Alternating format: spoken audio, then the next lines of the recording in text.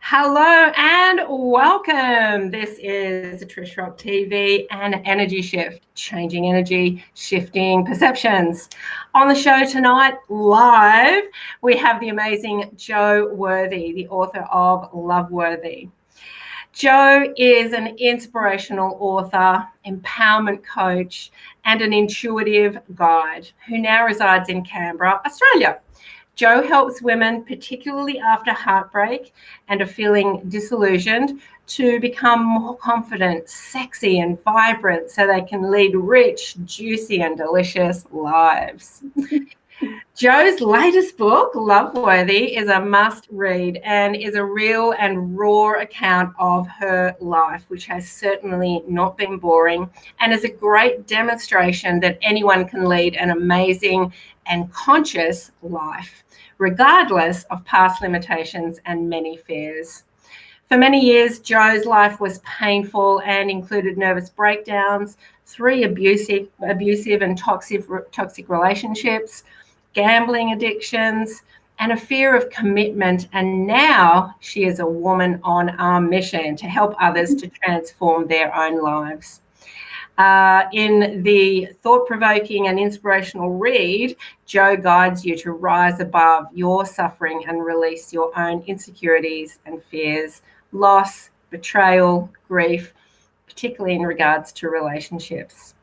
The principles that Jo utilised to go from a mediocre life to a magnificent life is nothing extraordinary, allowing you to apply these fundamentals to your own life using simplistic formulas. Jo says her recovery, although it seemed long, was not complex or rocket science, so anyone can apply these same methods. And we'll be talking about this book tonight, and you finding a way to really deeply connect to your heart and return to your soul's purpose. So it is a great pleasure tonight to welcome Jo. Yay! Thank you, Trish, and thank you for having me here. Super exciting, and I'm so pleased to have you. And once again, we're live, which is, kind of exciting. It is, yeah. So obviously we're going to talk about your book, and Jo and I have known each other for quite some years now, and she's from Melbourne, moved to Canberra. I'm from Canberra, moved to Brisbane.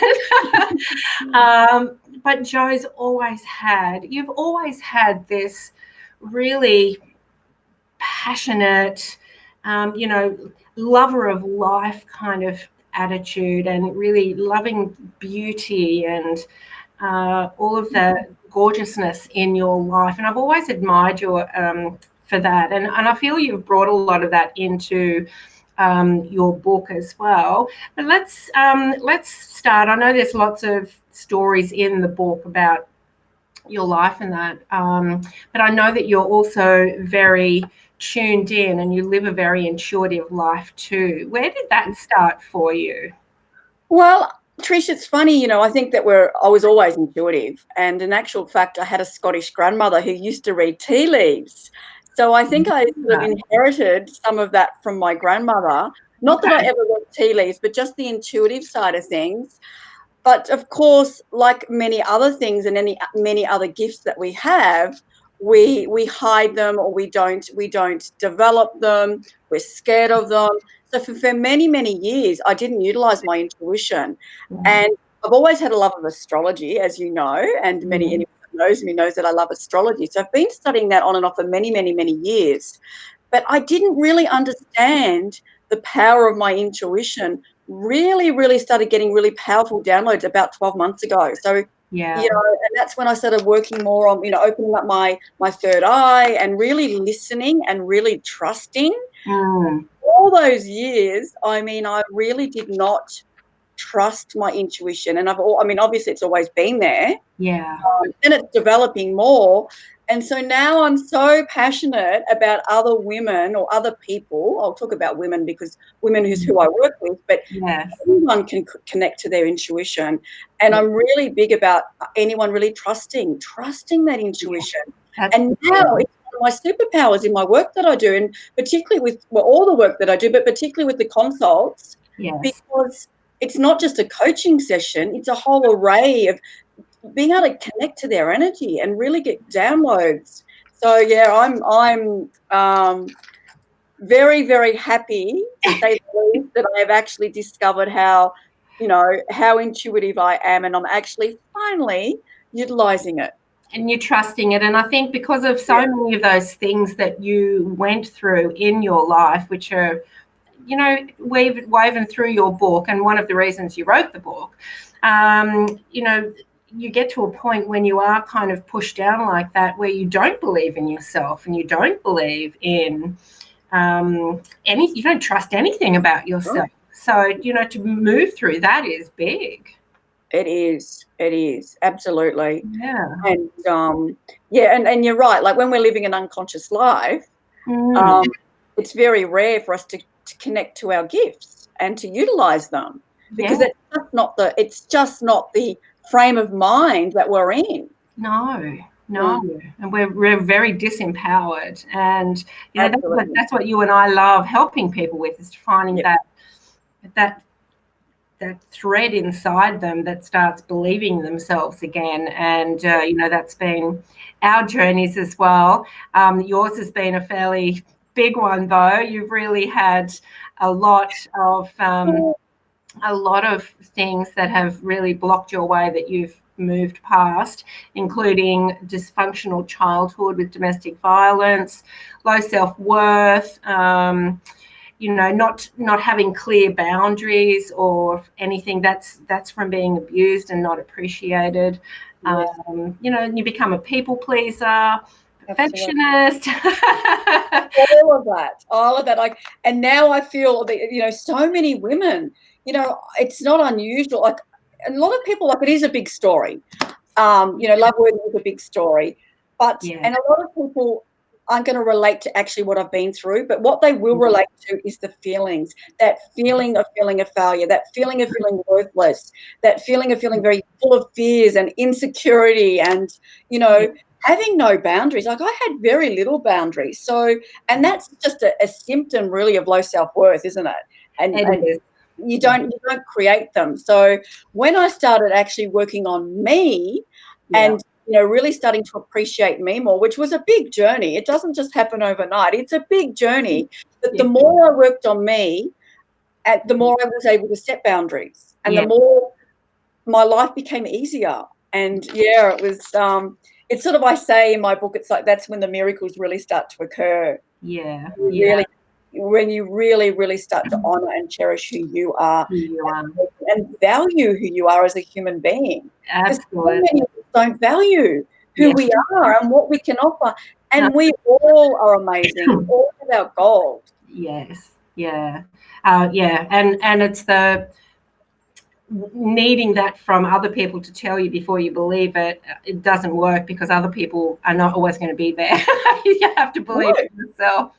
Absolutely. There were many times where I felt very alone, and if it wasn't, but that's a lesson in itself, isn't it, Trish, that we need to stand strong, and the more work that we do on ourselves, and we can't go through life wanting to be celebrated by other people or appreciated or what's the word, recognized, if we can't do that ourselves. It won't happen. It's like this energy, the energy's not right for that to happen. You're absolutely correct, and that's been my journey too, wanting the external to recognize me and everything else, and then when they're not there, you fall back into a heap, because there's no one. As soon as it comes from you, you don't need validation from anyone else. And that's this thing. And the other side of that is that you don't attract the people that you used to attract, that kind of kept you in that. And we don't sell it. And and as an empath and as an intuitive, as we both are, we know when people aren't celebrating us. We actually know when they don't really even like us. But it gets to the point where it's like, the more work we've done on ourselves, it's like, well, I'm not everybody's cup of tea, and not everyone's going to like me. Not everyone's going to love me, certainly, and not everyone's going to like my book either, and that's okay. That's okay. Through that people-pleasing perfectionist, oh my goodness, and I am on the cusp, I'm a Scorpio, but I'm on the cusp of Libra, and Libra's, I mean, oh my goodness. And I got Virgo in my chart. So Virgo are the typical, I'm talking generally, typical perfectionists, and the Librans are the people pleasers. Yeah. And you know about numerology as well. I know that you're into the, numerology, and I'm born on the 24th, so there's that 6 element as well. Oh my goodness. And then you end up not doing anything much in your life because nothing's ever good enough. And it's like, oh my. So, and it's funny how you start attracting the clients that will they sort of mimicked you, what you were like before you actually got through those barriers of being a people pleaser, being a perfectionist. I know. Self-love. You attract that, and you can really feel. I really feel their pain. Yeah. It's so interesting. And even sometimes, like, I'll get a string of clients even on one day that kind of have the same message that comes, and I'm like, oh, okay, like, this one's for me. It just keeps coming and coming. And it's really interesting when you really are in that flow and you start trusting yourself. You can help people in a great way. It's really and it's authentic. It's not something that we're making up. It's not some cut out carbon copy method. No, real authentic, heartfelt work. And I've been there, and I can show you the way out. That's really the work. It's really, really beautiful. Now, we'll talk about the book in a minute, but I just want to, now I know a little bit about your story because you've spoken at one of my events, but what was the real turning point for you in, not solving everything immediately, but when you drew the line in the sand and you're like, you know what, I'm done with that. It's time to take a step forward.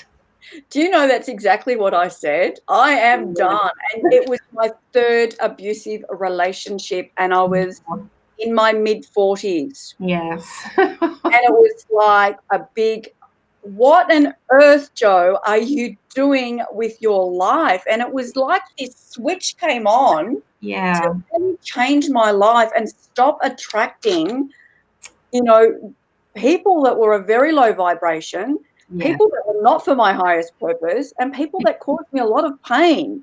And it was like, I'm done.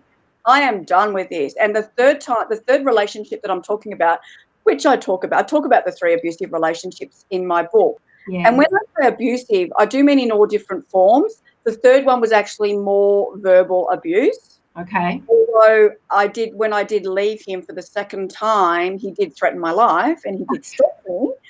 But so that wasn't fun. But I tell you what, I don't know what's clicked inside of me. I think I just had enough of my life. I think I'd had enough of being, living a mediocre life. And I just decided that I wasn't going to do it anymore. And I don't know whether I just connected deeply to some courage within, which I think we all have. It's just connecting to it and putting that switch on. And even when he threatened me, I probably won't say on video what I sort of said and what I thought. It wasn't pretty, but it was like really connecting to that warrior goddess. Yes. And I deserve more than this, and I'm not putting up with this anymore. You can threaten me all you like, but I'm not doing this anymore. See you later. Yeah. And that was a big turning point in my relationships. I still had a lot of work to do with unconscious living and with the gambling addiction and other things, but that was the big turning point with changing who I really attracted into my life from an intimate point of view, in a relationship point of view. And really saying, I deserve more than this. And it takes a lot of courage, doesn't it? I mean, as you know, it took you 3 marriages. And that, and you start to believe what they say. So, well, I don't know. I think that it affects, you become powerless. Yes. Yeah. The 3rd time when he was with this particular partner was abusive, I don't really believe what he said, but I think it undermines your confidence. Yeah. And you start to feel a bit more powerless, and you know, it affects different people in different ways, but depression is another symptom as well. Yes. Yeah. As well, getting, you know, getting very angry or just feeling unfulfilled and feeling stuck. And some of that anger, though, is on purpose when it allows you to finally stand up and say, I'm done. That's anger. Like, no more. If you want to talk about the book later, I don't want to preempt you, but I'll have to explain to anyone listening to this some anger at a writing retreat. So please remind me. Okay. All right. It's sort of come out of the blue. It's like, just when you think you've dealt with it, it's sort of, you know, some things, these lessons in our life, they'll slap us, the universe will come and slap us across the face. Hello, I'm back. Oh, but at least you're aware of it. Yeah, at least you're aware of it. So, Jo, when and why did you decide that you wanted to put this on paper and create a book for other people to find empowerment from your story? Okay, so there's a couple of different elements to this. Yeah. I think as a child, I was very, very creative, and I used to write plays. Oh, okay. And I always thought I was actually going to be an actress. Okay, there's the Scorpio. There's the Scorpio coming out. The performer. But, it's funny because I used to do the writing and I used to read extensively. I loved reading.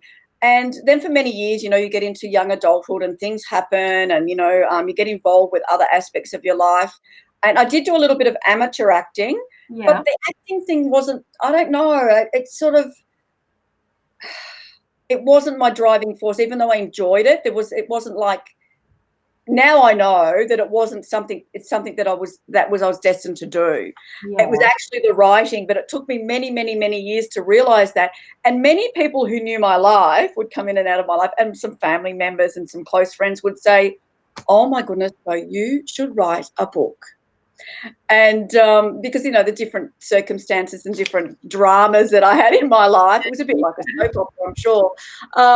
Why don't you write a book? And I think that was in the back of my mind. Also being a creative person and having really a gift for writing, but not really at that point tapping into that. Yeah. And then I went to Bali, which I go a lot now. I go like 3 or 4 times a year. But I went to Bali approximately, it's in my book, 4 years ago perhaps. Okay. And I started downloading. I just got this massive creative download. I started writing. And I don't think I was writing at that stage to think that I was going to be empowering anyone. It was like this big cleanse and, you know, healing, very big healing journey for me. But as I went through the whole book writing journey, that's when I decided that it also had to be a self-help component as well. Okay. And that the reader deserved more than just my download of my story, which itself, you know, some people may find it inspiring and because I've risen above adversity, but it had to be more than that. So that's why I put the self-develop. That's when I decided that I wanted to make it, as I was writing it, that I wanted to make it more than just my story and make it something that was going to be of much more value to the reader. Yeah, absolutely. And I mean, that's that makes what you lived through a teacher for other people. So really to empower other people. Yeah. And I think that was part of my destiny as well, to actually teach what I had learned. Absolutely. And I think that's why we can bless our lessons, because they make who we are, and then we can teach other people. That's exactly it. And, you know, that when I figured that out, everything became easier, because when you can just really acceptance is such a big thing.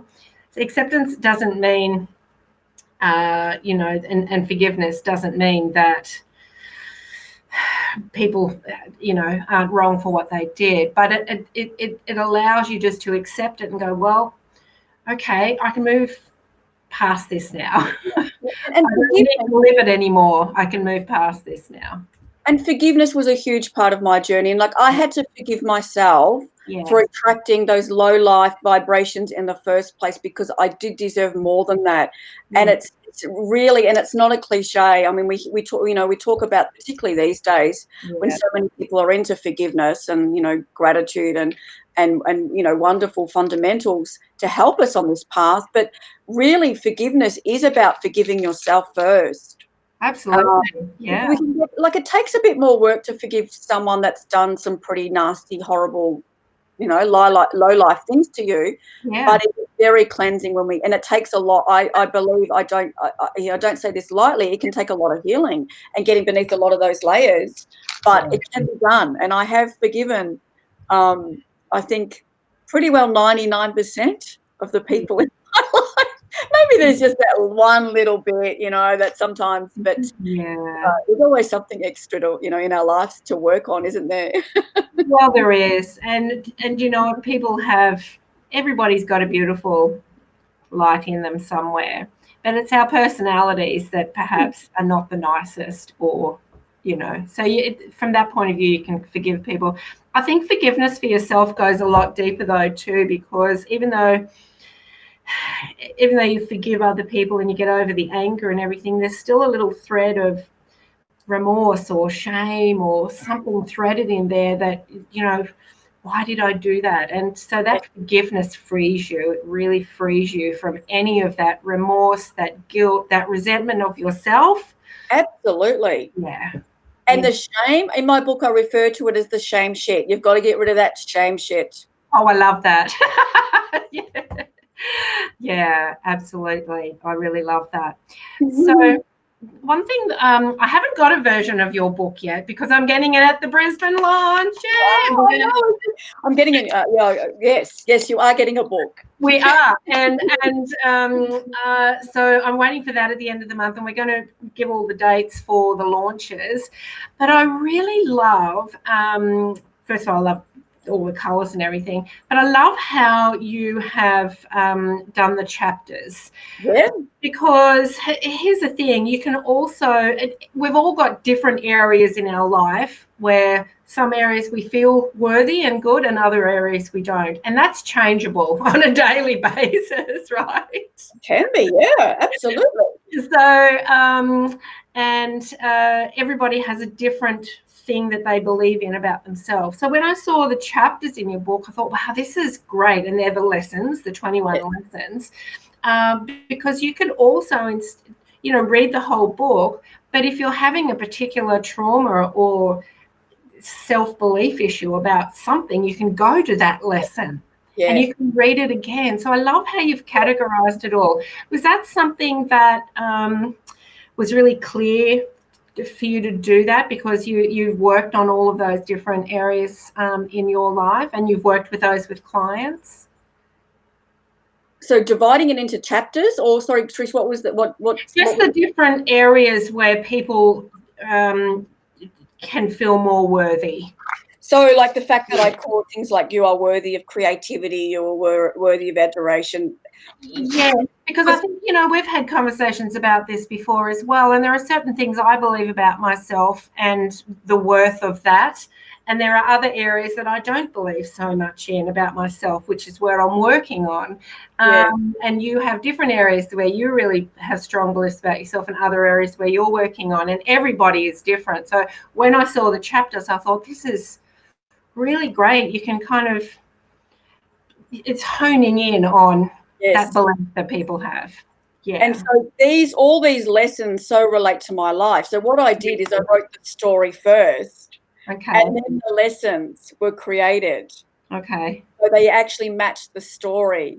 Oh, perfect. Yeah. So it wasn't, the self-development part came second. So it was sort of reading through the chapter and then actual fact, the second part of the chapter, because the first part's the story, the second part is the self-help guide. That was a little bit more challenging, and that took a bit more work because your story, your story. I mean, I knew the lessons, but when you're doing something that's, a self-help type of guide, it has to be right. But it all related to my story anyway, and what I did to actually, so for instance, chapter 1 is you're worthy of creativity. What the reader might do to actually create, connect to their creativity.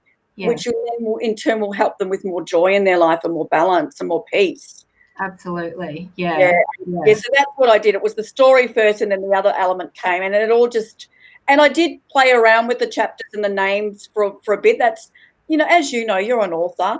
There is so many elements that go into writing a book, and the structure, the name of the chapters, even the quote. Like at the start of every chapter, you've got quotes. I've seen them pop up. Yeah. So there's the chapter, and then there's a quote at the very start of it. And even sourcing all those quotes and matching them to the chapter, and they had to be relevant, and they had to be right. So every element of this book, there's work that's gone into it, and a lot of thought. Oh yes, yeah, there is, and that's one of the blessings of part of your perfectionism. and I think that is really a blessing in that level, because everything is perfectly in balance and aligned with everything. And But can I just say about the perfectionism, Trish? If I wanted it perfect, it would never have been published, because it's never going to be perfect. There'll be still errors. Like, it's how many pages? It's 200, and I'll get my glasses to give you the exact page. 291 pages. Well, that's about the author page, but that doesn't really count. There's 201 pages in this book. This is my proof copy. This is the first copy that I got. And there were 21 errors in my proof copy, which were fixed. That's not too bad. It's not too bad. Okay, there's probably more. But I'm not saying people will be looking for the errors, but that's not about that. What I'm saying is that, yes, I have high standards. It's probably more the attention to detail that I probably should have said instead of the attention to detail that you have with things really shows up in quality of your work. Oh, thank you. But I tell you what, if I wanted it perfect, it would never have been published, because it would never be perfect. There was always, I could change that bit, or I could add that bit, or that bit could be reworded. And I remembered another story. Let's put that in. Chapters. There were two particular chapters. You are worthy of creativity. No, not creativity. You are worthy of community, and you are worthy of friendship. Yeah. I swear, those two chapters, they're pretty high values for me, community and friendship. Yes. I think I rewrote those like 50 times, those chapters. Oh, really? And yet you would have thought that would flow the easiest for you. You know what? It flowed out, but getting it right, getting it not perfect, but getting it to, for it to be, I don't know. I think because I have so much of a value on friendship and on community and I mean, I value all the parts of my book, and I don't know, those two chapters I just kept rewriting, and it got to the point where it's like, Joe, it's fine. It's fine.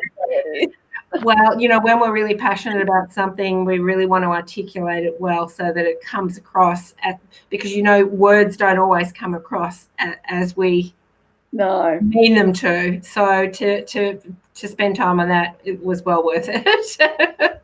Yeah, words are powerful, so we do have to be careful how we do write and express. Absolutely, yeah. And on the other side of that, sometimes people are going to take things the wrong way anyway. So for all the budding authors out there that have a book in them, how can they overcome that fear of what people are going to say? Because that's a big thing that holds a lot of people back. I remember my first book, and I sat there for an hour with my finger on the enter button. It was like, come on, Trish, do it, push it, publish it. And I'm like, and it's the criticism that you get scared of. And, it's that feeling. I think that goes back to that feeling of wanting people to accept you and not reject you. Yeah. And that's a big one, I think, for both of us, Trish. We can probably both relate to that. Yeah. But I think we've got to get over ourselves, number one. Yeah. We've got to understand that not everyone, even in life, that not everyone's going to like us and accept us. So not everyone's going to like and accept our writing. And there were times when I definitely was scared. Yeah. I was like, oh, my God, what am I doing? Who's going to even want to read my book? Who cares about my story?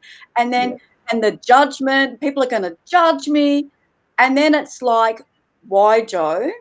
Why are you writing this book? Did you find that your work and your purpose became bigger than the book? Is that what?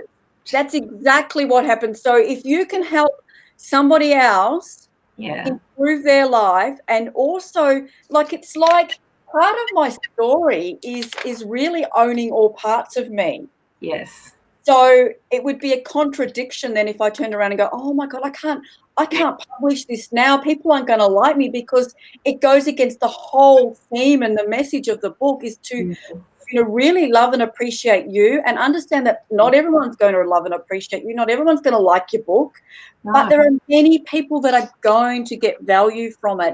And that why is what pushes you through, and you go, okay. It's just getting over yourself, isn't it? And that's what my coach said to me at the time. It's like, people have manifested this book. You're doing them a disservice by not publishing it. So, basically get over yourself and get it out there. Yes. And look, there was some extra fears living in Canberra, and Trish, you're going to laugh about this being, this is your hometown, or, it was your hometown, born and bred here, weren't you? Yes. And you know that it's quite like 2 degrees of separation in Canberra. And I was a little bit worried about, being in Canberra, because it's not as easy to hide here. But you know what? The communities in Canberra, bless them, they have it. The women, the communities, they have embraced this book, and quite a few have read it. And I tell you what, it was, I suppose it's still that even when you publish, you're going, oh, I hope people are going to like it. I hope they're not going to find it boring. Well, they certainly don't find it boring. People were like sending me messages going, oh my God, I'm already up to chapter 9. And it's like, I've got to keep reading and getting those reviews in. I mean, my goodness, the feeling. But I mean, you also have to trust. You've got to go back to trusting your work and trusting your message. You do have to, and you've got an amazing array of pictures now of people holding the book and really enjoying it. So and I feel that in your book launches, people in the other communities will come and gather as well, and really get behind you. And we were discussing this yesterday, and one of the reasons for that is that you get behind everyone as well. And this world really is, every person's the same. What you give out, it comes back around. And, that's why so many people are embracing you, because you're the last person to judge anyone. Well, once you read my book, you'll understand why I could never judge anyone else with some of the lessons and the disasters, things that I've done in my life. So it would be so hypocritical anyway. But no, I'm not a judgmental person, and I think that one of my strengths is that I don't judge, and I try not to react either. I mean, that's human nature sometimes for us to be able to do that, but we never know what people have been through. We don't know what they're dealing with. Let's just sit back and come from our heart space before we get too much up in here or make assumptions about people. And I think the more that I've done that towards myself and not, being too harsh on me, I'm not as harsh on other people either. And I find that people that are very judgmental and critical, it's only because they're coming from a lot of their own fears. It's their own judgment. Yeah, it is absolutely their own judgment and fear. So, there's definitely a lesson or 10 or 21 in your book. I probably could have written 41 more lessons, but no, this book is 21. Oh, and it's just so lovely. So, now you've got some book launches coming up. So let's talk about that first. Then I want to talk about your other beautiful work that people might like to connect with you. So you've got, let me read it. Oh, let me read it here. You have got your first launch, which is in Melbourne on Valentine's Day. Yes, so it's all about love. The 14th of February, Friday the 14th of February. So if you live in Melbourne or you're in Melbourne on the 14th of February, please, you're warmly invited to come along. It is not just about, it is a celebration of my book and being a published author, but I want it to be a celebration of other people and other people that have risen above adversity and other people who work really hard to become who they are as well. And, in true Joe style, I do like a good function. So there will be food and drinks. And your daughter singing with her beautiful voice. Oh, I know. And actually, I can't say, it's a secret, but she told me the 3 songs that she's singing today. And Oh, pretty amazing. So I'm very, I mean, yeah. You would have been in tears already today. Well, in actual fact, on that note, Steph wrote my foreword. Oh, how beautiful. And it's so lovely to have your family supporting you, isn't it? That's another big thing I think that scares a lot of people when you finally step into your truth. Some of them haven't read it. Your family kind of go running, right? Well, I've been very lucky. I mean, Rog, my husband, my Mr. Worthy, has been extremely supportive. You manifested that last name, you know. It's a good name, isn't it? I think I'll take that. Yeah, which is, I think I spoke about that at my talk at your meetup. It's like, it's quite ironical that my whole life's journey was about, you know, really searching for my own self-worth. And then I ended up being, you know, Joanne or Jo Worthy. So yeah, name. Yeah. It's funny the way the universe works and the way things work out. I've been very blessed. My daughter is extremely proud of me. Yes. My sister and my niece will be at my Melbourne launch. My sister's coming to the Melbourne launch, so you'll get to meet them. I've been very lucky. Not all the family members know about my book and will probably read my book, and that's okay as well. Yeah. I have been very blessed with the people that are closest to me, including my husband and my daughter and my sister and my niece. Have been exceptionally supportive. And I think that's something that people also need to let go, because family are there because they're family, and not everybody is going to resonate. And we need to let that go. But the ones who will support you, you've got to really embrace them and be really...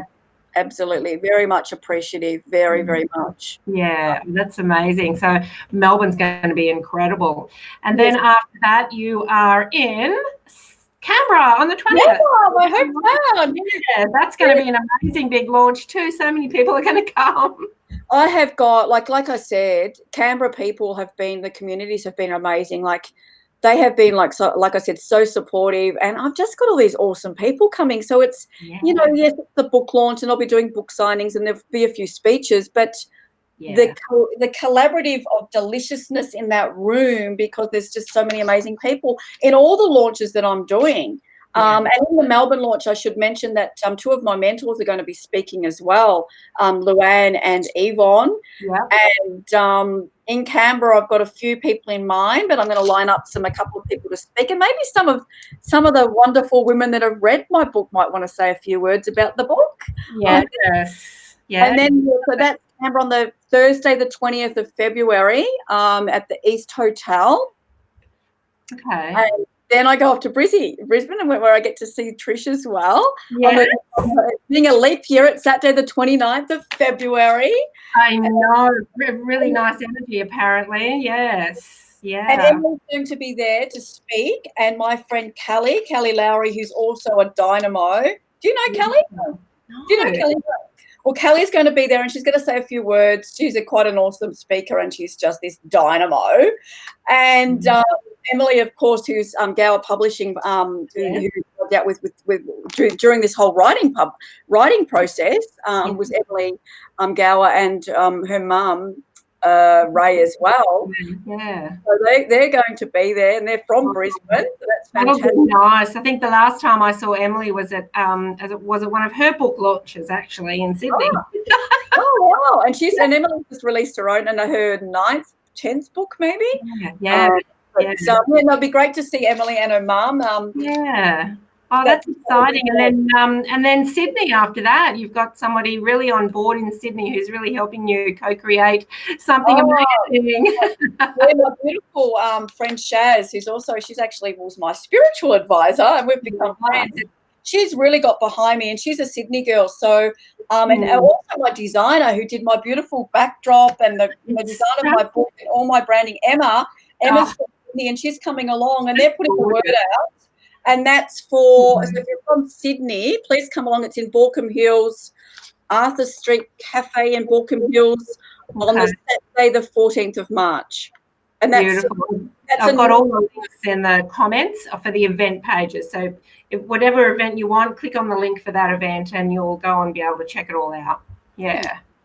Yeah, oh, that's exciting. And yeah, I just want to mention all your backdrop and your covers and everything. I was just saying to Joe before, it's just so Joe. If you knew Joe, if you went over to her house, that she would just have flowers like that everywhere. It's just always so beautiful at all her events. So that is really a honest depiction of you, really, that cover. That's all, Trisha. That's on my Venus in my chart, because I've got Taurus rising and that Libran thing and that number 6 thing, and I just love beauty and harmony, and very feminine. Yeah. But what, we still need to connect a lot to our masculine when we've got to get things done, like writing a book. Absolutely. It's a real balancing thing. Now, the other thing is all of that beautiful feminine energy you put into your other events, and you've got a deliciously divine 3-day retreat, and you also have your Magnificent 2020 one-day goddess retreat. So talk people around those. I know that you really do make it deliciously divine, and you really do a lot of pampering and there's a lot of beauty. There's a lot of beauty is all I can describe it as. So, and probably heightening people's senses too, their sense of taste. There's always the food element with my function events that I do, and there's the beautiful oils and the crystals and the the fresh flowers, and so cards. You have oracle cards there. Oh, yes, absolutely. Goddess cards, oracle cards, angel cards. So on the International Women's Day, on the 8th of March, if you're in Canberra, or even if you're in Sydney and you want to come to Canberra for the day, because Sydney's only 3 hours, beautiful one-day, I'm calling it like a mini goddess retreat. What it actually is, because I run women's circles as well in Canberra, in my home, and basically we're going to be doing a beautiful sacred circle in the morning, and then morning tea upon arrival. So then people can sort of mingle casually. Then we have a beautiful sacred circle. Then we will have lunch. So there's the food, and the food always involved. Yeah. And then we're going to sit around my dining room table and actually create beautiful vision journals. Oh. So, putting all, doing a beautiful collage on the front. So doing some lovely cutting and pasting, and, putting beautiful affirmations and visualizations and your word or your words for the year. And then you can take home this beautiful journal and then add to it through the year. And, and a lot of women are into journaling as well. And, your intuitive downloads, your wisdom, your little gems that you learn for that year. And it's going to be a beautiful piece that you can keep, like, as a really beautiful keepsake, and look back on your year. Yeah. And and it's also visual, because I'm also I'm not like really arty as far as drawing and painting, but I love doing those little collages and cutting and pasting, because I actually find that really therapeutic. So before we get to that journal side, we're going to do some beautiful meditations and visualizations, and really write down our plan as well. So then when we go to put together our journal, we know we've got we've got clarity as to what we want to bring in for 2020. So that's why it's like having that 2020 vision. Oh, beautiful. So it certainly is the year to have the vision. Absolutely. It's a big year for that. And I think that 2019 was a prelude, but this year is massive. We're going to see so many people stepping up really being really clear with what they want to achieve. So it's going to be, I think it's going to be an incredible year for many, many people. And I think, women particularly are stepping up, and, it's like, it's just wonderful to sit back and witness it as well, and also be part of that. Be part of feeling like you're making a difference, and that you are doing work that is valuable and purposeful, and work that you're passionate about, work that doesn't even seem like work. Like, I love running my events. So that's an event on the Sunday, the 8th of March, on International Women's Day, from 10:30 until 5, including morning tea and the afternoon tea. And then on the 3rd of May, we're heading out. I've got this beautiful country property for 3 days, and it's really just an extension of what I just described, but it's 3 days. Plus, women get pampered. I've got a beautiful massage therapist from Canberra who does kahuna massage, and everybody will be getting a massage. People get their own bedroom. There's lots of bathrooms as well, and beautiful. I was very intuitively guided towards the country. Yeah. Being a water sign, I would go for beach, but I couldn't find the right house. Yeah. And when I found this house, I knew it was right. I knew it was the right energy. Yeah. And I just want women to come and feel pampered, but more than just pampering, because they could just go off to any sort of hotel and do that. It's also about bringing a beautiful group. There's only 9 of us, so there'll be 8 other women and 9 including myself, into this beautiful sacred space, this healing temple that I will set up, because it'll still have the crystals and the oils and the flowers and all that feminine beauty. But we're going to actually doing some practical work too, and working on our journals as well. And also having time to contemplate about your life so you can lead a conscious life. Yeah. So having that balance of not having a really heavy schedule, having that beautiful balance of time together in the morning, some pampering in the afternoon, and some time for you, and then coming together for beautiful meals as well. So I'm feeling that it's going to be beautiful. At this point in time, I've got 4 places available for that. Oh, perfect. All right. Well, I've got the link for that in the comments as well. So if anyone listening, if you want to book in for that, or just message Jo and she can talk you through it. We've got beautiful Patty Heineke watching us right now. Hello, darling. She's currently reading your beautiful book too. So, thank you, Patty. Yeah. So, Jo, what advice? What would be, in your opinion, the first step for anyone wanting to write their own book? What's the first step? Just open up the page and start?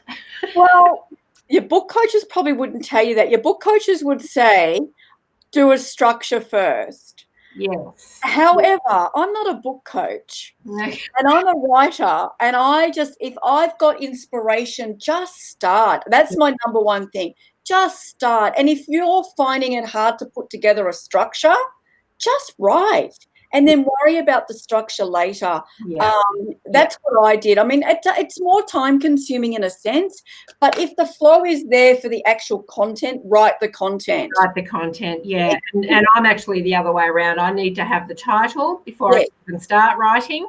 I need to have the chapter titles, and then I flow from there. So everybody's different, but get started. Whatever. Yeah. I must admit, I like the title as well, and getting my title, my front cover design. Now, I did change it after 18 months or nearly 2 years of the same one cover that I chose through 99 Designs. I decided to change it. Now, there's a bit of a story to the front cover, but I'm so happy that I did change it. But get the cover and the title, because that helped drive me, and I could visualize it. And that's what Wayne Dyer used to do. He would get the cover first. He'd get his artist, he'd say, right, I need the cover. This is what I want. And he would then get a cover, wrap it around another book, have it on his shelf while he's writing. Because then in his mind, the book's already done. And I love Wayne Dyer's work, bless him, and rest in peace, beautiful Wayne. But I really believe that helped me as well, by getting my cover done. Like at my writing retreat that I was on, I actually chose the design there and then. I mean, I changed it, but I still kept visualizing that end result, keeping the end in mind. You still had a book. You still had a book because it was there. You had visualized it. And it's really about also being really disciplined and making time for your writing, because there's always life that is going to happen. And whether you work full-time, part-time, you don't work, you're busy with your family, you're busy with other parts, life can get in the way.